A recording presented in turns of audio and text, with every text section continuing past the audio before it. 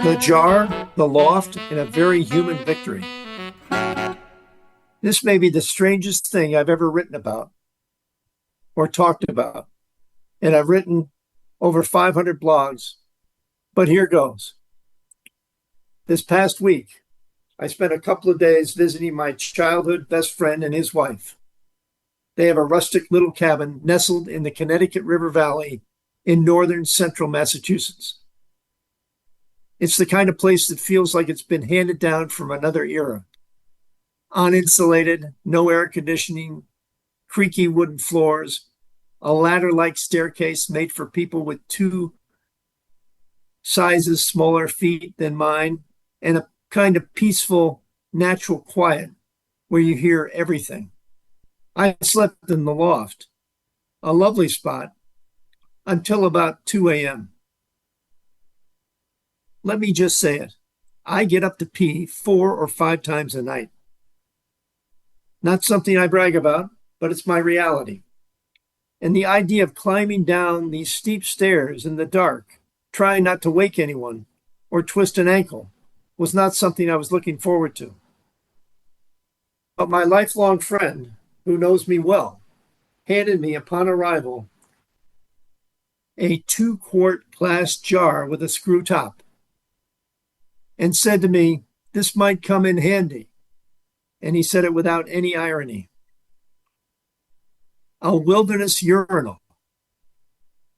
A do-it-yourself solution with old-school charm.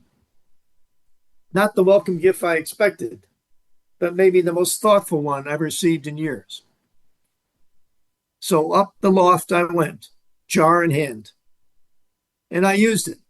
Not once, not twice, but again and again.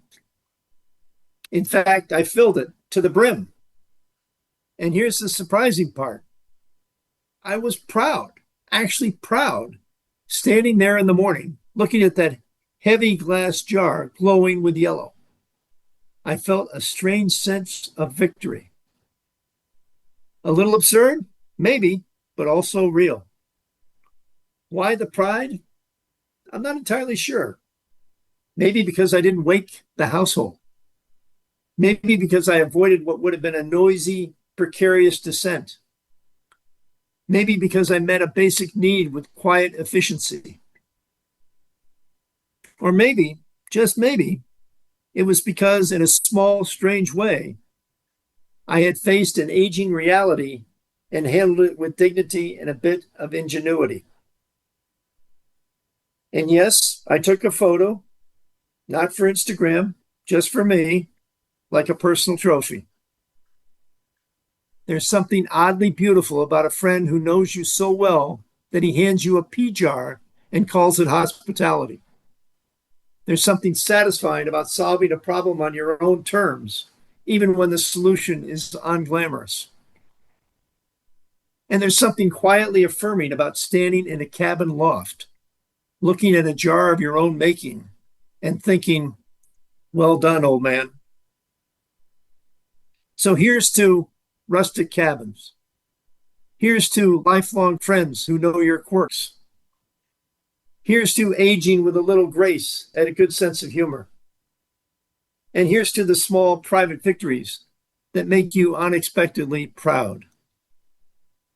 Sometimes triumph comes in a 2-quart glass jar with a screw top. Be sure to subscribe to Meandering Musings wherever you get your favorite podcasts. For more about Neil Peterson and to read more Meandering Musings and travel essays, visit meanderingmusings.net. Tell your friends about Meandering Musings and leave us a review on Apple Podcasts.